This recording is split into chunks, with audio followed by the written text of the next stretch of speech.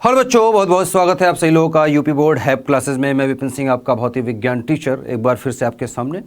Class 11th की physics हमने start की आपके डिमांड पर। लेक्चर नंबर अगर हम देखें तो दूसरा है, चैप्टर आपका चल रहा है सरल रेखा में गति, जो हमने स्टार्ट किया था। एक लेक्चर इसका लग चुका है, तो अगर आपने पिछला लेक्चर नहीं लगाया है तो मैं कहूँगा कि पिछला लेक्चर जरूर लगाएं। जो बच्चे नहीं देख रहे हैं क्लास या पहली बार क्लास देख रहे हैं, वो लेक्चर नंबर 1 भी पढ़ाया गया है, प्लेलिस्ट में जाके आप देख सकते हैं।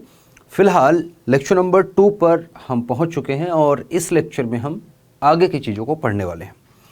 तो लास्ट क्लास में हमने क्या पढ़ा था वो भी हम बता देते हैं आपको, और इस क्लास में हम क्या पढ़ रहे हैं वो भी हम बात करते हैं। तो लास्ट क्लास में, क्योंकि ये चैप्टर जो है 9th में भी थोड़ा सा था, गति चैप्टर के नाम से था, और कुछ चीज़ें जो स्टार्टिंग की चीज़ें हैं वो आपको 11th में देखने को मिलती है, क्योंकि बेसिक चीज़ है। 11th में जो आप पढ़ रहे हैं वो 9th से आपको मिलता जुलता दिखेगा कुछ एक आध लेक्चर में। छोटी छोटी चीज़ें जैसे दूरी, विस्थापन, वेग, चाल, त्वरण और गति के समीकरण, ठीक है, और फ्री फॉल, ग्रेविटी के अंडर जो मोशन होता है, मोशन अंडर ग्रेविटी जिसको हम बोलते हैं, तो ये सब 9th में आप पढ़ रखे हैं। बट यहाँ पर थोड़ा और अच्छे तरीके से आप पढ़ रहे हैं। पिछले क्लास में हमने दूरी और विस्थापन के बारे में जाना, चाल के बारे में जाना, लेकिन अभी हमें औसत चाल के बारे में जानना है। औसत चाल के बारे में जानना है, और ये पहली चीज़ है। और दूसरी चीज़ जो है वो है तात्क्षणिक चाल। तात्क्षणिक चाल के बारे में हमें जानना है। तो औसत चाल क्या है, तात्क्षणिक चाल क्या है, इसके बारे में ही हम बात करेंगे, और इन पर हम प्रश्नों को भी हल करेंगे। ठीक है, तो प्रश्न हल करेंगे इस पर हम। तो आइए स्टार्ट करते हैं। सबसे पहले हम चाल और वेग में, मैंने आपको बताया था कि चाल और वेग दो चीज़ें हैं जो कि थोड़ी सी सिमिलर हैं। ठीक है, चाल अदिश राशि होती है, वेग सदिश राशि है, जैसे दूरी और विस्थापन में आपको बताया था। यहाँ पर हम वेग अभी नहीं पढ़ रहे हैं, हमने चाल को पढ़ना स्टार्ट किया है। चाल के बारे में सारी चीज़ पढ़ लेंगे, फिर हम वेग के बारे में पढ़ेंगे। तो जैसा कि मैंने आपको बताया था, चाल क्या है, ठीक है, और चाल को हमने कहा था कि चाल को हम v से रिप्रेजेंट करते हैं, और ये अदिश राशि है। चाल जो है अदिश राशि है,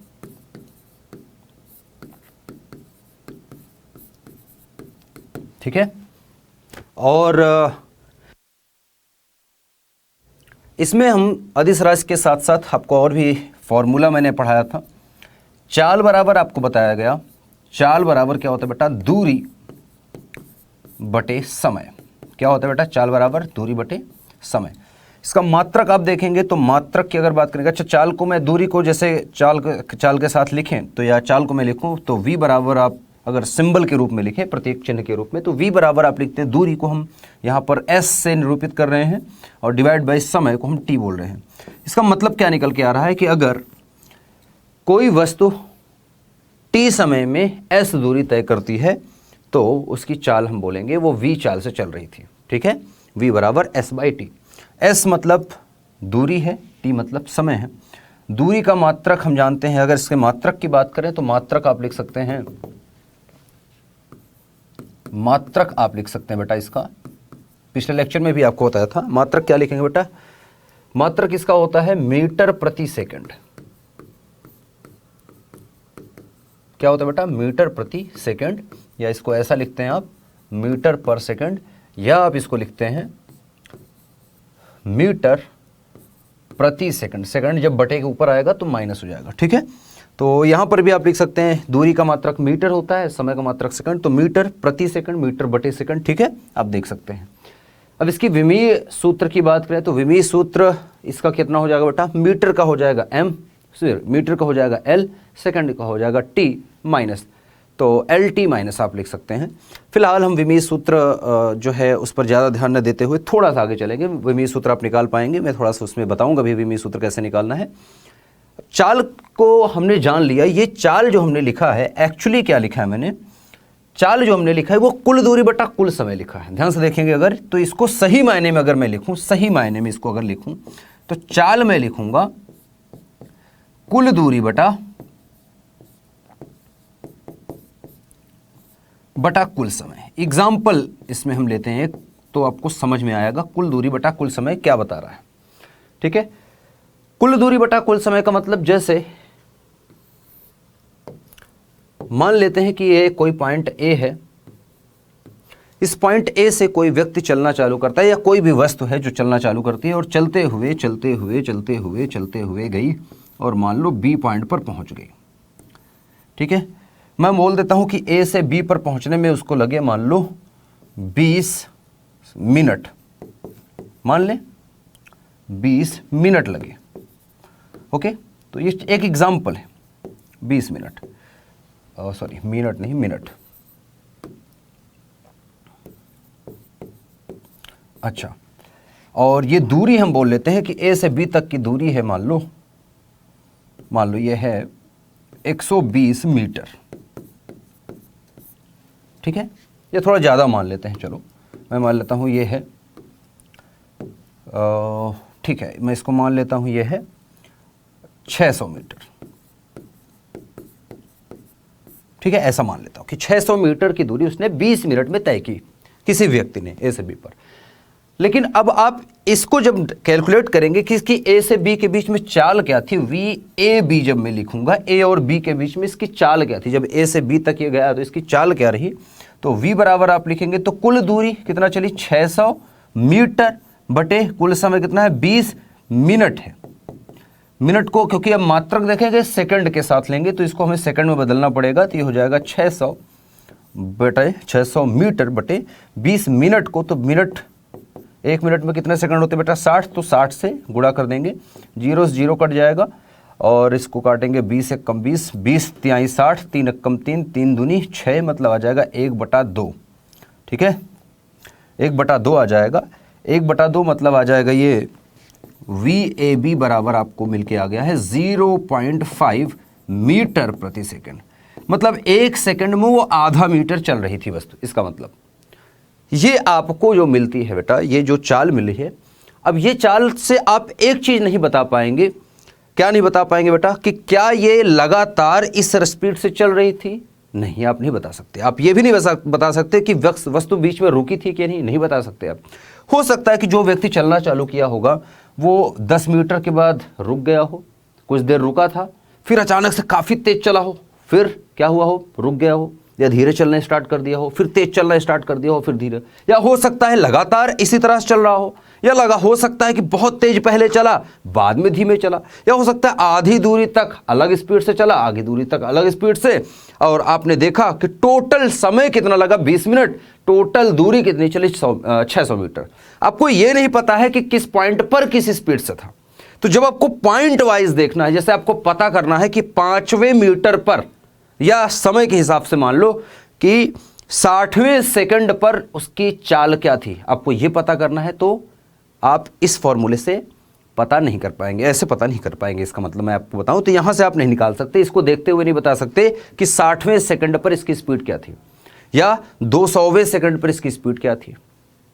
बता पाओगे? नहीं बता पाओगे। तो उसके लिए हम निकालते हैं इंस्टेंटेनियस स्पीड, मतलब तात्क्षणिक चाल।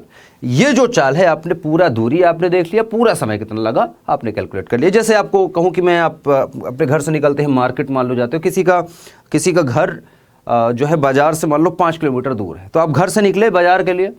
अब बाजार के लिए निकलोगे तो रोड है, सड़क है, जैसे भी है, तो अलग अलग स्पीड होगी। गाड़ी आ गई, भाई जाम लग गया, हो सकता है तो आपकी स्पीड कम हो गई हो। साइकिल से आप जा रहे हो या मोटरसाइकिल से जा रहे हो, चलो मोटरसाइकिल से जा रहे हो, तो स्टार्ट किया, तो हो सकता है कि आप लगातार स्पीड एक बराबर स्पीड से ना गए हो सकता है कि आपको आधा घंटा लगा हो। मान लो 5 किलोमीटर गए आप, आधा घंटा आपको लग गया जाने में।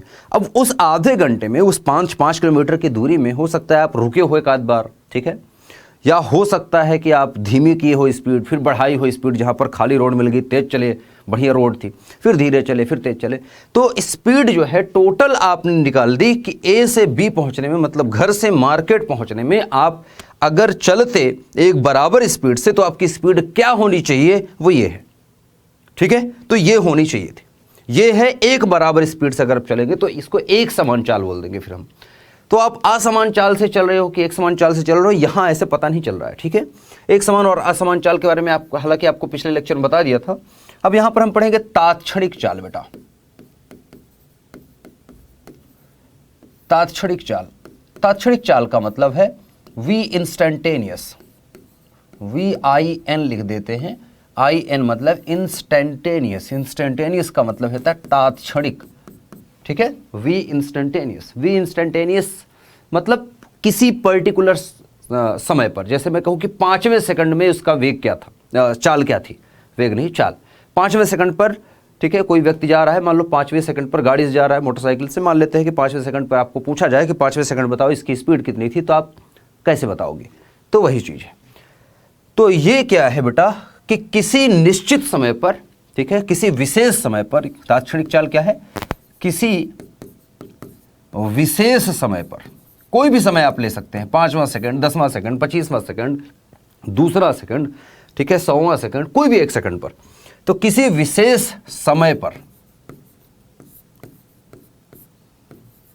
किसी गतिशील, क्योंकि रुकी है तो फिर कोई चाल ही नहीं है, ठीक है, किसी गतिशील वस्तु की चाल, यही है तात्क्षणिक चाल। जैसे जैसे क्या, जैसे समझिए एक एग्जांपल लेते हैं। मान लीजिए कि ये पॉइंट ए है और ये पॉइंट बी है, ठीक है, ए और बी को थोड़ा बगल लिख लेते हैं हम, ठीक है। मान लीजिए ये पॉइंट ए है और ये पॉइंट बी है। ए से बी की दूरी आपको मैं कह रहा हूं कि चलो यहाँ से यहाँ तक की दूरी मान लो, मान लेते हैं कि 10 मीटर है, ठीक है, 10 मीटर की दूरी मान लेते हैं, ठीक है। कोई व्यक्ति है या कोई भी चीज़ है, कोई वस्तु है जो यहाँ से चल रही है, ठीक है, यहाँ से चल रही है, अच्छा, यहाँ से चल रही है और वो मान लेते हैं 10 सेकंड में, ठीक है, 10 सेकंड में यहाँ से ए पॉइंट से बी पॉइंट के बीच की दूरी वो 10 सेकंड ले रही है और 10 सेकंड में पहुँच जा रही है। मतलब 1 सेकंड में 1 मीटर की दूरी चल रही है, अगर हम ऐसे निकालना चाहे तो, ठीक है। लेकिन ध्यान से सुनना, अब अगर मुझे ये पता करना हो कि 5वें सेकंड पर उसकी स्पीड कितनी थी, ठीक है, ध्यान से सुनना, 5वें सेकंड पर, जैसे मान लो यहाँ पर कहीं 5वां सेकंड हमें नहीं पता है, हो सकता है कि 10 सेकंड में वो 4 सेकंड तक रुका ही हो, फिर 6 सेकंड में ही वो ए से बी पर गया हो, या हो सकता है वो ए से चल के 3 सेकंड में आधी दूरी तय कर लिया हो, फिर बाकी के समय रुका था, फिर लास्ट के 2 सेकंड में फिर से पहुंच गया हो, ठीक है, ऐसा हो सकता है। तो आपको नहीं पता है कैसे निकालना है, लेकिन जब पर्टिकुलर समय पर निकालना है तो कैसे निकालेंगे? तो दूरी ज़्यादा है यहाँ पर, ठीक है, 10 तक, तो एक्यूरेट नहीं बता पाएंगे आप। लेकिन जब आपको कहूँ कि चलो ये मैं मान लेता हूँ कि ये आधी दूरी है, 1/2 दूरी होगी, मतलब 5 मीटर, ठीक है। अभी एकदम एग्जैक्ट नहीं पता है आपको कि ये लगातार चल रहा था कि ये नहीं चल रहा था, आपको नहीं पता है। लेकिन अगर 5 मीटर कर दिया, मान लो ये पॉइंट सी कर दिया मैंने, 5 मीटर में मैं पूछूं कि इसकी स्पीड कितनी है, अगर 5 मीटर में ये चल रहा है, 5 मीटर में ये चल रहा है बेटा 5 सेकंड में, 5 मीटर की दूरी है, 5 सेकंड चल रहा है, तो हम अब 10 मीटर में जो 10 सेकंड चल रहा था उससे ज़्यादा सही बता पा रहे हैं। सोचिए आप, 10 मीटर में 10 सेकंड की दूरी तय, 10 सेकंड में वो 10 मीटर की दूरी तय कर रहा है, तो इसमें उसके रुकने के लिए ज़्यादा समय है, ठीक है, रुकने के लिए ज़्यादा समय है, रुक सकता है, ठीक है। और दूरी बड़ी है, समय भी ज़्यादा लग रहा है। अब हमने दूरी घटा दी, समय भी कम लग रहा है, तो यहाँ पर एरर के, गलती के चांस कम है जब आप कैलकुलेट करोगे तो। अच्छा, अब इसको मैं अगर और आधा कर दूँ, इसको मैं और आधा कर दूँ, चलो और आधा कर देते हैं। मैं मान लेता हूँ कि 3 मीटर की दूरी अब ले लेते हैं। मैं कहूँ कि 3 मीटर में देखिए कितना चल रहा है, तो 3 सेकंड से चल रहा है। मतलब आप स्पीड बता रहे हो, हर बार निकाल रहे हो। पहली बार में आपने कहा चलो 1 मीटर पर सेकंड चल रहा है, फिर आपने देखा फिर चल रहा है, फिर आपने देखा, तो एकदम एग्जैक्ट स्पीड अभी आप नहीं बता पा रहे हैं, आप औसत टाइप का बता रहे हो। कुल दूरी बटा कुल समय, औसत स्पीड आप बता रहे हैं, ठीक है, औसत चाल बता रहे हो आप एक पर्टिकुलर समय पर नहीं बता रहे हैं। इसी तरह से अगर मैं दूरी कम करता रहूं, जैसे 3 मीटर की, आप 3 मीटर को मैं 1 मीटर कर लूं, अब 1 मीटर में वो कितना समय ले रहा है, अगर वो 1 सेकंड में 1 मीटर की दूरी तय कर रहा है, तब आप एग्जैक्ट बता रहे हो कि पहले सेकंड में कितना चला, 1 मीटर चला। अब और अगर मैं कम कर दूं, आधे मीटर को हम देखें कितने में चला, अगर वो आधे सेकंड में चल रहा है तो आपने और सही बताया। तो जिसने ये बताया था कि 10 मीटर वो 10 सेकंड में चल रहा था, और जो ये बता रहा है कि 1 मीटर 1 सेकंड में चल रहा है, तो ज़्यादा सही कौन बता रहा है? ज़्यादा सही बता रहा है पहले सेकंड वाला, कि 1 मीटर 1 सेकंड में चला इसने। अब दूसरे सेकंड पे मुझे नहीं पता, देखो दूसरे सेकंड में हो सकता है वो रुक गया हो 1 मीटर चलने के बाद, फिर बाद में 8 सेकंड तक वेट किया हो, फिर बाद के 2 सेकंड में भाग गया हो या 1 सेकंड में भाग गया हो, ठीक है, हो सकता है। तो इस प्रकार से अलग अलग स्थितियां यहां पर होती है। तो कुल मिला के अगर एग्जैक्ट समय पर जाना है तो आप क्या कर रहे हैं, एक बड़ी दूरी थी, एक बड़ी दूरी आपने ली s, ठीक है, s दूरी है और टाइम लग रहा है यहां पर, यहां से जाने में समय लग रहा है t, टोटल टाइम। अगर इसको, इस दूरी के, इस पूरे रास्ते को अगर मैं छोटे छोटे हिस्सों में बांट लूं, बराबर हिस्सों में, छोटे छोटे बराबर हिस्से में बांट लूं, और छोटे छोटे हिस्सों में अगर मुझे देखना हो कि ये सही तरीके से चल रहा है कि नहीं, जैसे मैं छोटी सी दूरी को क्या बोल दूं, क्या बोल सकता हूं बेटा, डेल्टा एस बोल सकता हूं। डेल्टा मतलब बहुत ही छोटी सी दूरी, ठीक है, डेल्टा एस। और ये भी दूरी कितनी होगी, delta S, delta S, delta S, delta. जैसे मान लो ये 10 कदम है, ठीक है, 1 2 3 4 5 6 7 8 कदम है। अब 8 कदम पूरा अगर आप देखोगे तो 8 कदम पूरी हो गई, लेकिन हर एक कदम पे अगर आपको देखनी हो कि हर एक कदम पे इसकी चाल क्या है, तो वो ज़्यादा सही है। हो सकता है कि पहले कदम में वो धीरे चल रहा हो, दूसरे कदम में तेज चला, तीसरे कदम में और तेज चला, फिर और तेज चला, फिर धीरे होता चला गया, फिर यहाँ पर पहुँच गया। हो सकता है कि वो लगातार एक बराबर से चल रहा हो, ठीक है, आपको नहीं पता है कि हर बार एक कदम रखने में वो बराबर समय ले रहा है कि नहीं, ये नहीं पता है। लेकिन एक कदम को रखने में कितना समय ले रहा है ये आपको अगर पता है, मान लेते हैं कि ये इतना समय, इस दूरी को तय करने में ये समय ले रहा है डेल्टा टी। छोटे से समय को अगर आप देख रहे हैं, ठीक है, छोटे से समय में छोटी सी दूरी तय कर रहा है, ठीक है, मतलब एक बहुत ही विशेष समय पे हम बात कर रहे हैं, ठीक है। तो इस विशेष समय डेल्टा टी में एक विशेष समय हो गया। डेल्टा टी का है बेटा, ये जो डेल शब्द लगाते हैं, ये त्रिभुज लगाते हैं, इसको पढ़ते हैं डेल्टा, डेल्टा, ठीक है। तो डेल्टा बताता है हमें बहुत ही अल्प, डेल्टा का मतलब हो जाता है अल्प, अल्प मतलब छोटा, थोड़ा, ठीक है, बहुत कम। अल्प मतलब कितना अल्प, अल्प मतलब कितना अल्प। अब अल्प भी हो सकता है कुछ, अल्प मतलब जैसे कि मैं कहूं कि जैसे मैं 1000 लीटर पानी के सामने 1 लीटर पानी को अल्प बोल सकता हूं, और 1 लीटर पानी के सामने मैं 1 बूंद को अल्प बोल सकता हूं, या 1 घूंट को अल्प बोल सकता हूं। 1 घूंट के सामने 1 बूंद को अल्प बोल सकता हूं। 1 बूंद के सामने मैं 1 बूंद के 1000वें हिस्से को या 100वें हिस्से को अल्प बोल सकता हूं। तो अल्प क्या है, अल्प, अल्प को परिभाषित करना है। समझिए अल्प क्या है, ये भी समझना है आपको, ठीक है। तो कितना अल्प, क्योंकि हम एक इंस्टेंट पे बात कर रहे हैं, समय लगातार चल रहा है, हम कह रहे हैं तीसरे सेकंड पर, तो तीसरे सेकंड के बाद चौथा सेकंड तुरंत हो जाएगा, लेकिन पर्टिकुलर तीसरे सेकंड पर कितना चला, ठीक है। जैसे ही तीसरा सेकंड हुआ उस टाइम पर उसका स्पीड कितना था, ये है, ठीक है। तो जो हम डेल्टा टी ले रहे हैं उसको समझिए। तो जो डेल्टा टी है बेटा वो टेंड्स टू 0 है, इसको हम पढ़ते हैं डेल्टा टी लगभग 0 के समान है, मतलब न के बराबर समय। क्योंकि तीसरे सेकंड पर एग्जैक्टली, क्योंकि तीसरे सेकंड के बाद चलना स्टार्ट होएगा, 3.1 second, 3.2 second, 3.4 second, 3.8 second, 3.9 second, फिर 4 सेकंड। तो तीसरे सेकंड, परफेक्ट तीसरे सेकंड पर कितना चला। तो एकदम परफेक्ट हम जब निकालते हैं तो हम क्या कर रहे हैं बेटा, दूरी को छोटा करते चले आ रहे हैं, इस तरह से समय भी कम लगेगा, ठीक है, क्योंकि गतिमान वस्तु है तो चलती जा रही है ना। तो जैसे हम यहां से यहां तक में कैलकुलेट करेंगे तो गलती के चांसेस ज्यादा हैं। ये औसत ही निकाल रहे हैं, देखो ताक्षणिक चाल भी औसत है, लेकिन बहुत छोटी सी दूरी का औसत, और बहुत छोटी सी दूरी तय करने में बहुत छोटे से समय का औसत ले रहे हैं, ठीक है। तो इस तरह से आप देखें, इतनी दूरी चल रहा है कुछ समय में, अगर मैं इतनी दूरी लूं तो और अच्छा मैं सही बताऊंगा, इतनी दूरी लूंगा तो और सही बताऊंगा, इसके बीच कैलकुलेट करूंगा तो और सही बता पाऊंगा, इन दोनों के बीच में देखूंगा तो और सही बताऊंगा, इसके भी आधी दूरी पे देखूंगा तो और सही, इसको भी छोटा कर दूंगा तो और सही बता पाऊंगा। तो जिसने ये बताया और जिसने ये बताया है, इतने में उसकी स्पीड क्या थी, तो सही किसने बताया, इसने सही नहीं बताया, बताया होगा, लेकिन हो सकता है कि ये जो है इस रास्ते में वस्तु रुकी हो, वस्तु चलती रही हो, या धीरे हुई हो या तेज हुई हो। टोटल टाइम हमें और टोटल दूरी पता है, लेकिन पर्टिकुलर समय में अब यहां पर अगर मैं देखूंगा तो मैं देख सकता हूं कि बहुत कम समय है, डेल्टा टी समय और डेल्टा एस जो है दूरी, तो इसमें कितनी स्पीड थी वो हम अगर लिखेंगे तो क्या लिखेंगे बेटा, परफेक्ट लिख सकते हैं, या हम एकदम ये बता सकते हैं कि इस टाइम पर इतनी थी, ठीक है। तो जैसे मैं कहूं कि तीसरे सेकंड पर हमें देखना है, तीसरे सेकंड पर, तो तीसरे सेकंड से पहले मैं यहां पर ले लूं कि ये 2.9 सेकंड और मैं कह दूं कि 3.1 सेकंड के बीच का अगर मैं देख लूं, तो ये स्पीड अगर मुझे निकालनी है यहाँ पर, तो तीसरे सेकंड की अगर निकालनी है, औसत लेना है, तो इस दोनों का औसत लूंगा तो तीसरा सेकंड आ जाएगा। इसी को हम डेल्टा टी लिख रहे हैं, बहुत छोटा समय है, ठीक है। और इतने में कितना चला वो हम देख लेंगे और बता देंगे कि स्पीड कितनी है। तो अगर डेल्टा एस चल रहा है डेल्टा टी में, ठीक है, इस जगह पर, तो यहां पर इसका जो वेग है वो हम तात्क्षणिक वेग लिख लेंगे। कैसे?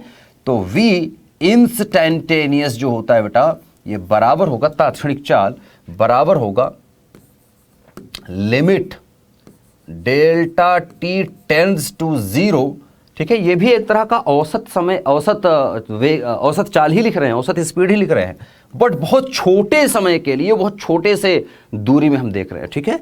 अच्छा, तो मान लेते हैं ये डेल्टा एस अल्प दूरी चल रहा है और डेल्टा टी समय लग रहा है। अब डेल्टा टी को हमने यहां पर परिभाषित कर दिया है, हमने ये बता दिया है कि अल्प मतलब कितना अल्प, अल्प मतलब कितना अल्प, अल्प मतलब डेल्टा टी है और ये डेल्टा टी तीर का निशान बना रहा है जीरो की तरफ, इसका मतलब डेल्टा टी जीरो के जैसा, जीरो नहीं है मतलब बहुत छोटा समय। अब डेल्टा टी को आप कितना लिख सकते हैं, जैसे 0.001, 0.0000001 हो सकता है, या इसी तरह का, और मतलब बहुत ही अल्प समय के लिए, एक विशेष समय पर कितना था वो हमने लिख लिया, ठीक है। तो डेल्टा टी एकदम जीरो के नजदीक है, जीरो नहीं है, जीरो जैसे समय पर हम देख रहे हैं, ठीक है। इसीलिए इंस्टैंटेनियस, किसी पर्टिकुलर समय पे हम देख रहे हैं कि इस समय इसकी चाल कितनी है, वो हम लिखते हैं v इंस्टैंटेनियस। लिमिट है, लिमिट मतलब सीमा लगा दी, एक हमने दायरा सेट कर दिया है कि जो समय है वो जीरो के जैसा है, और यही हम लिखते हैं बेटा, इसी को हम लिखते हैं, थोड़ा सा ब्रैकेट हटा देता हूं मैं, इसी को हम लिखते हैं बेटा, यही जो होता है, ये कक्षा 11वीं में, ये कक्षा 9वीं में नहीं था, ठीक है। इसी को हम लिखते हैं ds/dt। जो आप समाकलन अवकलन पढ़ते हैं ना, तो उसका भी थोड़ा सा यहाँ पर आपको अंदाजा होगा, ds/dt। अब ds/dt जो लिखा है ये क्या है ना, आप सोच रहे होंगे ये क्या आ गया, ठीक है। तो इसका जो औसत है वही ये औसत लिया ना, तो इसके औसत को हम ये लिखा करते हैं, डी लिखा था, डेल्टा एस बटा डेल्टा टी। तो डेल का औसत जो होता है वो डी कहलाता है, डी एस बटा डी टी। मतलब ऐसा समझिए कि डेल जो है वो छोटा होता है किससे, डी से, ऐसा आप समझ सकते हैं। ये जो चिन्ह है ये बहुत कम बताता है, मतलब बहुत छोटी अल्प चीज को बता रहा है, और इनका जो छोटे छोटे का औसत होगा वो ये डी बताएगा। वो क्या बताएगा, डी है, इनका छोटे छोटे का औसत है ये डी। तो इससे बड़ा है डी, जो है डेल से थोड़ा सा बड़ा है, बहुत ज्यादा नहीं, बहुत हल्का सा, मामूली से बड़ा है, ठीक है। तो डी एस बटा डी टी, मात्रक अभी भी रहेगा एस का मात्रक डी। देखो डी ऐसा नहीं कि डी से डी काट दो तो एस बटा टी बचेगा, नहीं, ये गणित है ना, या तो आप जानते हैं डी एस बटा डी टी। तो एस क्या है, दूरी है, मतलब मीटर, और सेकंड, तो मीटर प्रति सेकंड ही इसका मात्रक अभी भी रहेगा। वी इंस्टेंटेनियस का या तात्क्षणिक चाल का मात्रक ही भी अभी भी मीटर प्रति सेकंड है। तो इंस्टेंटेनियस समझ गए होंगे आप, ठीक है, इंस्टेंटेनियस आप समझ गए। जैसे एक रेलवे लाइन पर आप देख रहे हैं, एक गाड़ी जा रही है, एक ट्रेन जा रही है, मान लो आप यहाँ खड़े हैं और ये मान लो ए पॉइंट था जब आपने देखना स्टार्ट किया, ये बी पॉइंट है जब आपने देखना बंद किया। अब रेलवे पर ट्रेन चली आ रही है, जा रही है इसे, ठीक है, मान लो आप इसको देखते हो 100 मीटर तक, या चलो 100 मीटर तक नहीं, 200 मीटर में बोल लेता हूँ कि 200 मीटर आप देख रहे हो, ए से बी की दूरी 200 मीटर है, ठीक है। अब ए से बी के बीच में आप स्पीड निकालोगे तो आप औसत स्पीड निकालोगे कि कुल दूरी आपने ले ली और कुल समय, मतलब यहाँ से यहाँ तक जाने पर 200 मीटर जाने में उसको मान लो 3 सेकंड लगे या मान लो 5 सेकंड लगे, ठीक है, मैं 5 सेकंड ले लेता हूँ, 5 सेकंड लगे तो आप निकाल लोगे कि 200 मीटर बटे 5 सेकंड निकाल लोगे, इतना वेग से चल रही है, ठीक है, निकाल लोगे, ठीक है, सिंपल सी बात है ना। लेकिन अभी आप जब इसको कम करते चलो, जैसे 200 मीटर पे आपने देखा, फिर 100 मीटर पे आप चेक करो कि यहाँ पर सी पॉइंट, इसको हम कह रहे हैं ये 100 मीटर है, ये पूरा 200 था, ये 100 कर लेते हैं, ये 100 है, ये 100 मीटर।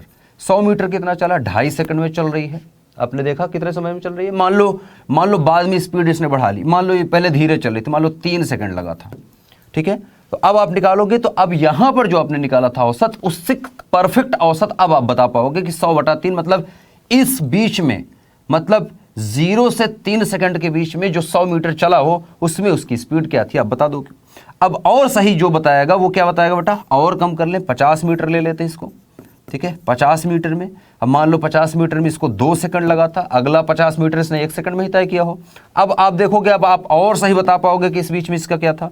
इसको और आधा कर दे, 25 मीटर कर लेते हैं। 25 मीटर में मान लेते हैं इसने 1 सेकंड लिया था।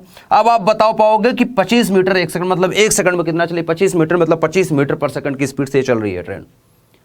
पहले सेकंड में आपने देख लिया कितना चल रही है, कितना चली, 1 सेकंड में 25 मीटर चली। मतलब अब यहां पर इस दूरी में या इस समय पर आपने पहले सेकंड में आपने बता दिया कि पहले सेकंड में ये 25 मीटर चल रही है। मतलब 0 से 1 सेकंड में इसकी स्पीड क्या थी, 25 मीटर प्रति सेकंड।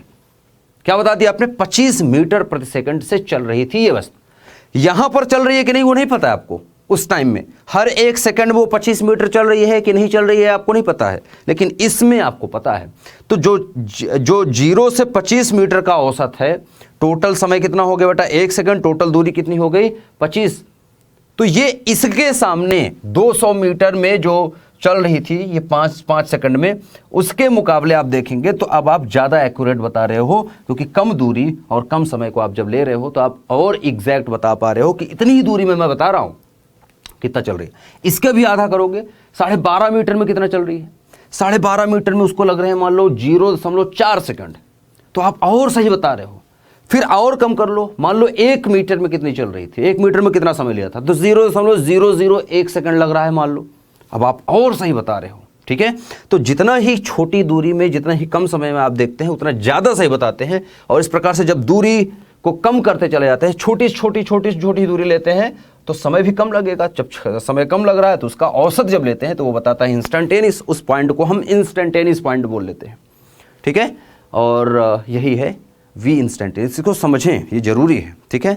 और ये भी बहुत जरूरी है कि ये जो लिखा है limit delta T tends to 0 delta S बटा डेल्टा टी, ये जो है डी एस बटा डी टी भी लिखा जाता है।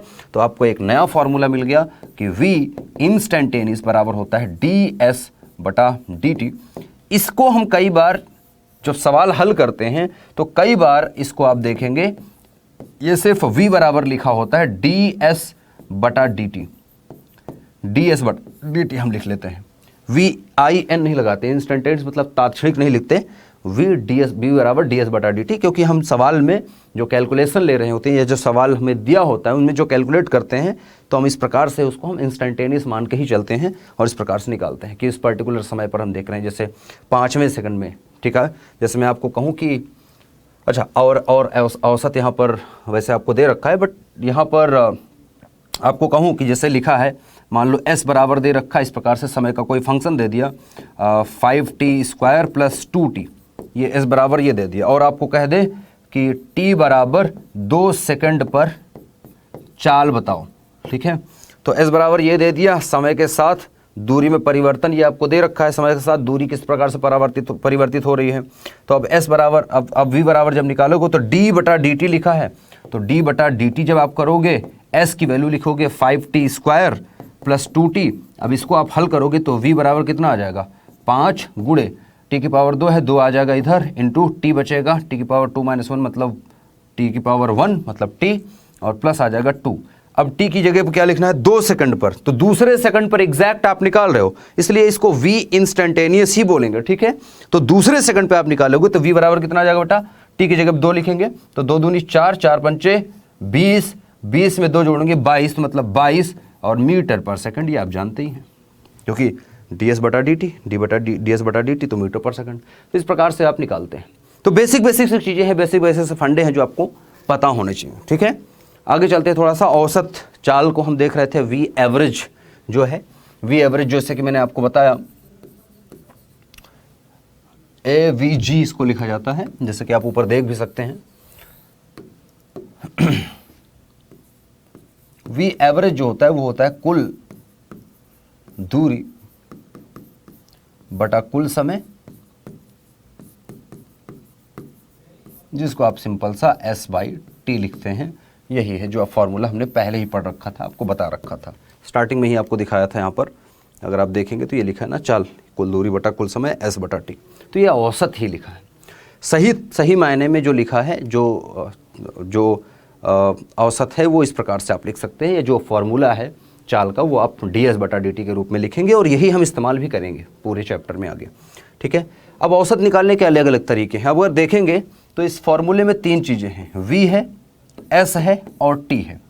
तो जो सवाल देता है बेटा वो इन 3 रूपों में देगा। जैसे कैसे कैसे हो सकते हैं, तो पहला तरीका हो सकता है कि v दे दे, आपको s दे दे, आपको t पूछ ले, t बराबर कितना। दूसरा आपको कह सकता है कि आपको v दे दे, t दे दे और आपको s के रूप में, s ना दे मतलब s के रूप में आपको निकालना पड़ जाए औसत, ठीक है। तीसरा हो सकता है कि आपको s दे दे, t दे दे और v को आपको निकालना हो। तो इस प्रकार से 3 चीज़ें बन सकती हैं, ठीक है, 3 चीज़ें बन सकती हैं। तो जो 2 चीज़ें हमें पता होती है फॉर्मूले को हमें उसी रूप में लिखना होता है। जो चीज़ नहीं पता है हमें उसको हटाना पड़ता है फिर, और जो हमें पता है उसके रूप में हमें फॉर्मूले को लगाना पड़ता है। जैसे कि आपको समझाते हैं, ठीक है, मैं आपको समझा रहा हूँ यहाँ पर, देखिए इस तरह से। जैसे कि मान लेते हैं कि ये A पॉइंट से B पॉइंट पर जाना है, ठीक है। तो जाने का तरीका क्या हो सकता है, मान लीजिए कि ये 3 खंड में कोई चीज़ चल रही है, ठीक है, ये बराबर बराबर दूरी हम मान लेते हैं। मान लो इसकी पहले वेग यहाँ पर क्या था, v1 था, A से मान लो C में, ठीक है, A से C में, और C से D में इसका वेग जो था वो v2 था, बाकी ये था v3, ऐसे चल रहा है। तो औसत वेग कितना था इसका, तो औसत वेग क्या होगा बेटा, अब आपको v दे रखा है। अच्छा, मान लेते हैं कि अब ये दे रखा है, इसमें आपको ये दूरी बराबर दे रखी है। अब देखिए यहाँ पर s और ये s पता है कि ये तीनों बराबर हैं, लेकिन समय इसका मतलब अलग अलग लग रहा होगा। अगर समय भी समान लग रहा होता तो v1 v2 v3 नहीं होता, क्योंकि A से अगर C के बीच में समय समान होता है, समान दूरी चलने में अगर समान समय लग रहा होता तो वेग अलग अलग आता ही नहीं ना, तब तो s बटा t मतलब एक समान चलता तो v लिख देता, सिंपल सी बात। लेकिन अगर औसत निकालना है तो क्या लिखेंगे, तो इसका मतलब डेफिनेटली ये है कि इसने अलग अलग समय लिया। A से C जाने में इसने कुछ समय t1 लिया होगा, मान लेते हैं, यहाँ से यहाँ समय में कुछ और लिया समय t2। अब मुझे नहीं पता है कि t1 ज़्यादा समय है या t2 ज़्यादा समय है, ये बड़ा है या छोटा है, नहीं पता है मुझे, ठीक है। ऐसे मान लेते हैं ये t3 समय लगा, तो इसका मतलब v1 बराबर कितना है बेटा, v1 बराबर कितना है s बटा t1, v2 बराबर कितना है बेटा s बटा t2, और v3 बराबर कितना है बेटा s बटा t3, ऐसा लिख सकते हैं। सेम चीज़ है, v बराबर s बाई टी होता है ना, तो s बटा टी, s बटा टी, s बटा टी, तो s बटा t1, s बटा t2, s बटा t3, क्योंकि v1 है तो देखो s तो सब में सेम है। तो जो चीज़ हमें पता है उसी के रूप में हमें दूसरी चीज़ को लिखना होता है।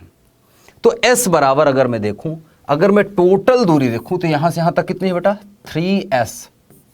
एवरेज हमें लिखनी है। अब देखो v एवरेज अगर मैं निकालूंगा एवरेज तो क्या लिखूंगा, कुल दूरी बटे में क्या लिखूंगा, कुल समय, ठीक है। हमें निकालना है a से b के बीच में एवरेज क्या था, तो v एवरेज जब निकालूंगा एवरेज तो बराबर लिखूंगा कुल दूरी। कुल दूरी कितनी बेटा s प्लस s कितना लिखूंगा 3s, ठीक है, बटा कुल समय। कुल समय कितना बेटा t1 plus t2 plus t3। ये नहीं पता है हमें, समय नहीं पता है हमें।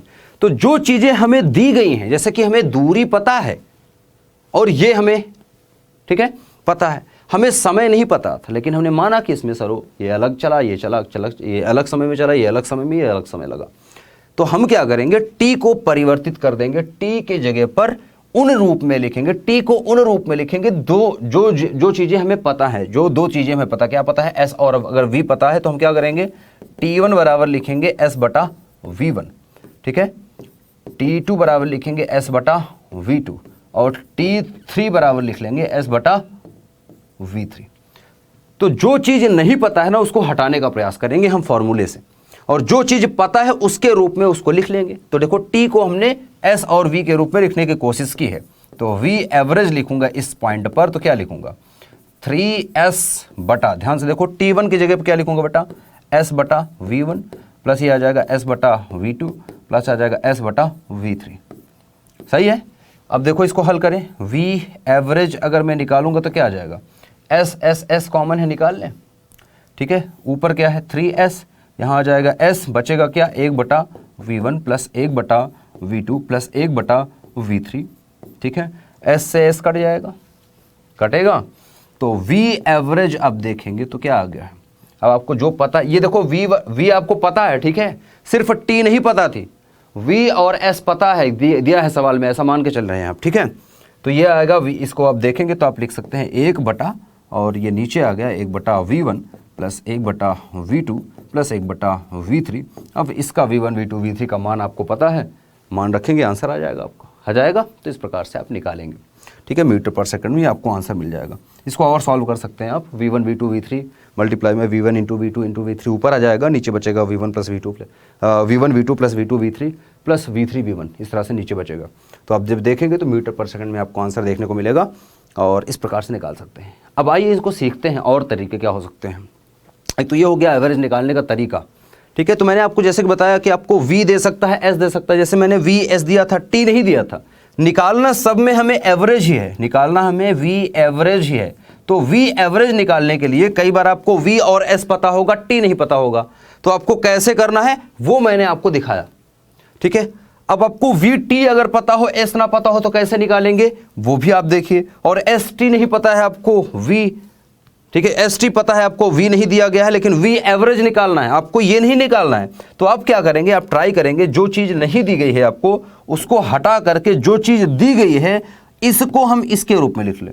तो S को हम इसके रूप में लिख लें, T को हम इसके रूप में लिख लें। जैसे कि मैंने दिखाया आपको, T को हटा के मैंने VS के रूप में लिख दिया था, T को मैंने हटाया और उसको V और S के रूप में लिख लिया।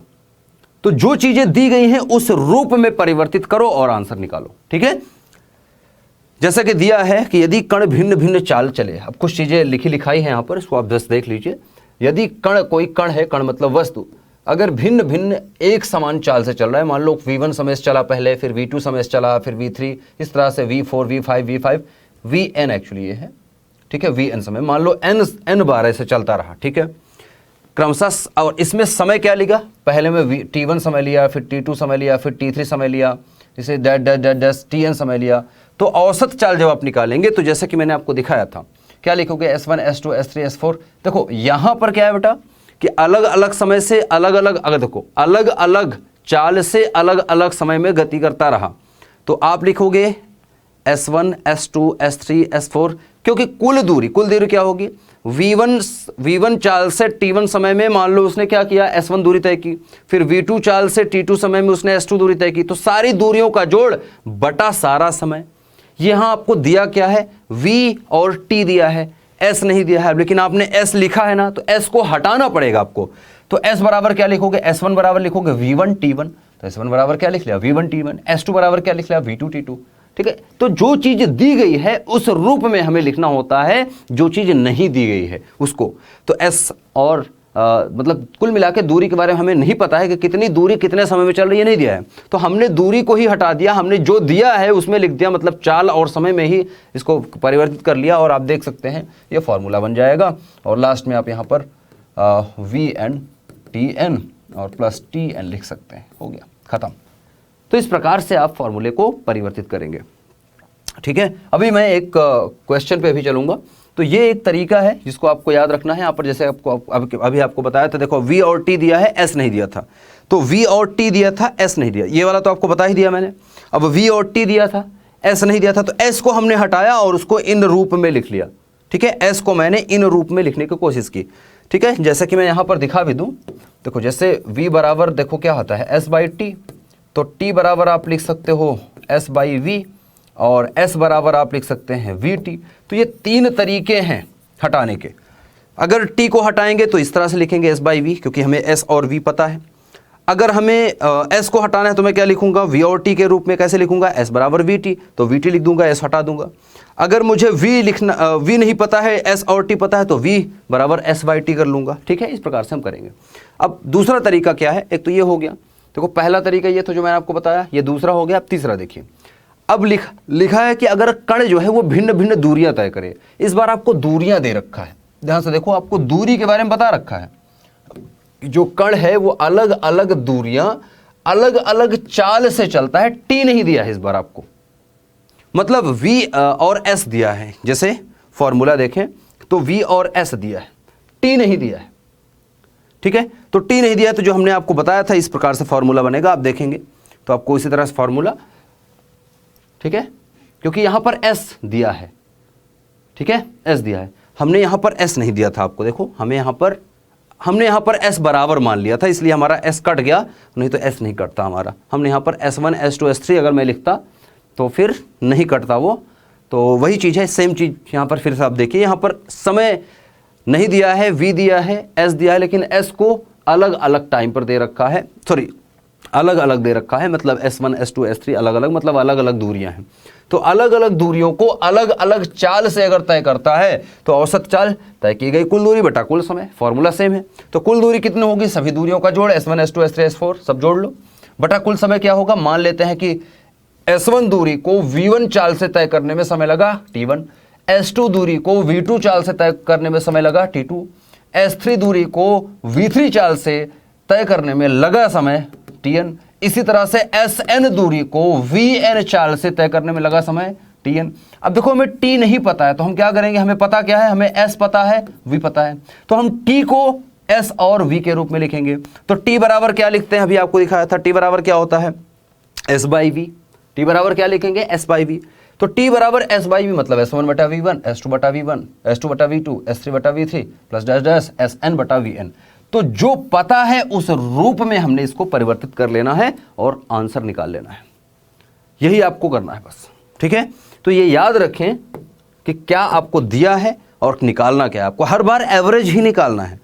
और यहीं पर बच्चे फंस जाते हैं, ये तीन चीजें हैं, क्योंकि s v और t है, इनमें से दो दिया रहेगा, एक नहीं दिया रहेगा। जो नहीं दिया है उसको हम हटा देंगे और जो चीजें दी गई हैं उस रूप में उसको लिख लेंगे।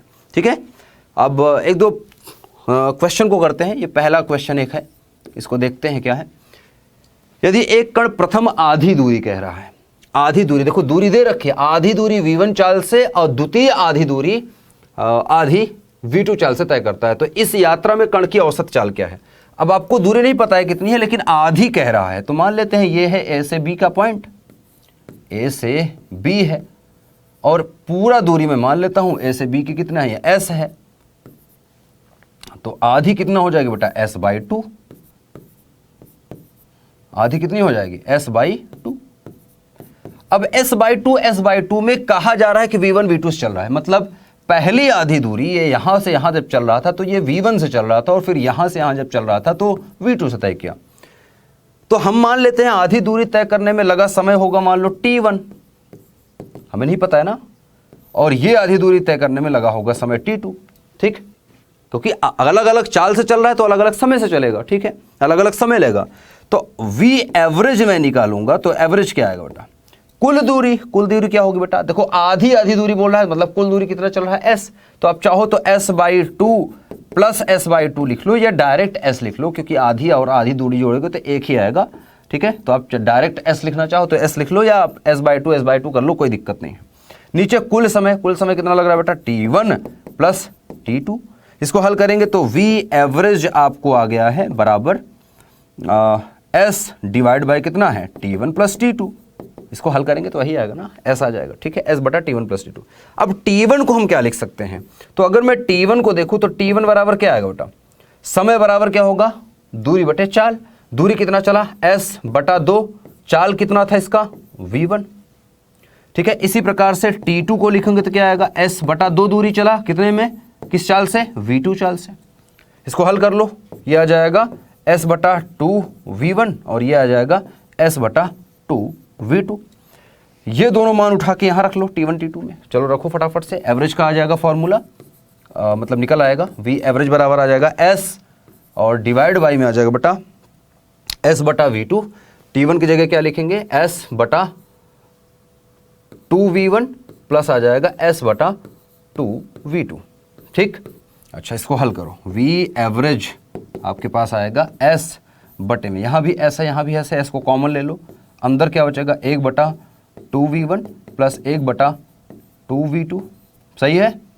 अब देखो s से s कट गया, कटा, तो V एवरेज बराबर जब लिखेंगे आप तो ये आ जाएगा 1 बटा, और ये आ जाएगा 1 बटा 2V1 प्लस 1 बटा 2V2। अब V1 V2 का मान नहीं दिया है, अगर दिया होता कि 4 मीटर पर सेकंड से 8 मीटर पर सेकंड से तो हम लिख लेते, 4 और 8 लिखते, आंसर आ जाता। आपको V1 V2 के रूप में ही निकालना है। तो इसको हम और हल कर लेते हैं, ये आ जाएगा V एवरेज बराबर आ जाएगा, इसको पहले लिख लेते हैं एक बार, 1 बटा क्या है हमारे पास, 1 बटा 2V1 प्लस 1 बटा 2V2। इसको हल करेंगे तो क्या आएगा बेटा, ये हल होके आ जाएगा 1 डिवाइड बाई में आ जाएगा, इसका लघुत्तम ले लीजिए, ये हो जाएगा 2V1 V2, ठीक है, 2V1 V2 लघुत्तम आ गया। 2V1 से काटेंगे तो 2V1 कट जाएगा, क्या बचेगा, V2 बचेगा, तो यह आ जाएगा V2 प्लस 2V2 से काटेंगे तो 2V2 कट जाएगा, बचेगा V1, तो यह आ जाएगा V1। क्लियर? अच्छा, अब ये बटे के नीचे ये है तो ये वाली चीज़ ऊपर चली जाएगी, तो यह आ जाएगा हमारे पास V एवरेज बराबर हो जाएगा 2V1 V2 बटा V1 प्लस V2 लिख लो या V2 प्लस V1 लिख लो, एक ही बात है। और यही हमारा आंसर है जो हमसे पूछा गया था। अब यहीं पर अगर आपको दे मैं जैसे इस क्वेश्चन को थोड़ा सा अलग कर दूं या थोड़ा बना दूं, जैसे मान लो V1 बराबर दे रखा है कि 5 मीटर पर सेकंड और V2 बराबर आपको दे रखा है मान लो 7 मीटर पर सेकंड, ऐसे कुछ भी दे सकता है, तो फिर आपका आंसर क्या आता, V एवरेज आप जब निकालते तो आप लिखते इसको 2 गुणे V1 V2 मतलब 5 गुणे 7 बटा हो जाता 5 प्लस 7, कितना आ जाता बेटा, 5 दूनी 10, 10 सत्ते 70 बटा 7 5 12, यही आता मीटर पर सेकंड में आप निकाल लेते आंसर। ठीक है, तो इसको काट लीजिए, आंसर है। तो इस प्रकार से एवरेज कितना आया वो आप देख सकते हैं। क्लियर है? तो औसत वेग कैसे निकालना होता है ये आपको सिखाना था इस लेक्चर में, और मैं उम्मीद करता हूं कि आपको ये समझ में भी आ रहा होगा। अब एक और क्वेश्चन कर लेते हैं जिसमें लिखा है यदि एक कण प्रथम आधे समय में, ये दूसरा क्वेश्चन है, ठीक है, प्रथम आधे समय में, इस बार समय दिया है, अंतराल समय अंतराल में V1 चाल से और दूसरे आधे समय में V2 चाल से चल रहा है। तो अब देखो यहां पर क्या है, हम दूरी को आधा नहीं कर सकते। यहां पर देखो A से B के बीच में अगर वस्तु जा रही है तो यहां पर हम नहीं करते कि आधी दूरी में आधा समय लगा होगा, नहीं, यहां पर कह रहा है कि T1 समय में, ठीक है, T1 समय में मान लो कुल समय इसको लगा 20 सेकंड, तो कह रहा है 10 सेकंड में वो चल रहा है V1 से, बाकी के 10 सेकंड में वो V2 से चला है। दूरी नहीं बोल रहा है कि आधी दूरी में, नहीं, आधे समय में। तो मैं मान लेता हूं T/2 समय में। अब T/2 समय हो सकता है यहां हो सकता है बीचों बीच ही हो, ठीक है, हमें नहीं पता है, हो सकता है एकदम यहां तक हो, आधा समय यहां तक हो, फिर आधा समय इतने में ही चला हो, ठीक है, तो हमें नहीं पता है। हमें इतना पता है कि मान लेते हैं, चलो ऐसे मान लेते हैं, मान लो ये T/2 समय है, T/2 समय ये है, इसमें मान लेता हूं कि ये चली वस्तु S1 दूरी, फिर बाकी के S2 दूरी वो चली कितनी, मान लेते हैं फिर से अगले में कितना, T/2 समय में। यहां पर उसका वेग कितना, इसका मतलब ये धीरे चल रही है यहां पर, ठीक है, यहां पर वो V1 से चल रही है और यहां पर वो V2 से चल रही है। तो सिंपल सी बात हम फिर से लिखेंगे, V एवरेज क्या आएगा बेटा, कुल दूरी कितना माना मैंने, S1 प्लस S2 बटा कुल समय कितना माना मैंने, T/2 प्लस T/2। अब देखो हमें S नहीं पता है, तो चूंकि हम जानते हैं V बराबर क्या होता है बेटा, S/T, इसलिए हम लिख सकते हैं S बराबर क्या आ जाएगा, VT के, S बराबर VT। तो S1 बराबर क्या होगा, V1 इंटू T1 कितना है, T/2, और S2 कितना लिखूंगा, V2 इंटू T/2, ये हमें पता है। अब इसका मान उठा के यहाँ रख लेते हैं फटाफट से। तो V एवरेज बराबर जब करेंगे तो S1 S2 को बदल लो, क्योंकि हमें देखो हमें यहाँ पर दूरी नहीं पता है, हमें पता है चाल और समय। तो चाल और समय के पदों में मैंने दूरी को लिख लिया, तो दूरी का नामो निशान मिटा दो। S1 को हम क्या लिख लेंगे, V1T/2, देखो V1T/2 और प्लस V2T/2, और बटे में क्या लिखा है, T/2 प्लस T/2। अच्छा, T/2 प्लस T/2 को क्या लिखेंगे, T लिख सकते हैं ना, आधा समय प्लस आधा समय बराबर कितना हो, 1। अरे आधी रोटी अगर है तो मिला के 1 रोटी हुई ना, वही चीज। तो V एवरेज को हम लिख सकते हैं V1T प्लस V2T, इसको अभी ऐसा लिख सकते हैं। चलो थोड़ा सा मैं सॉरी V2t बाई टू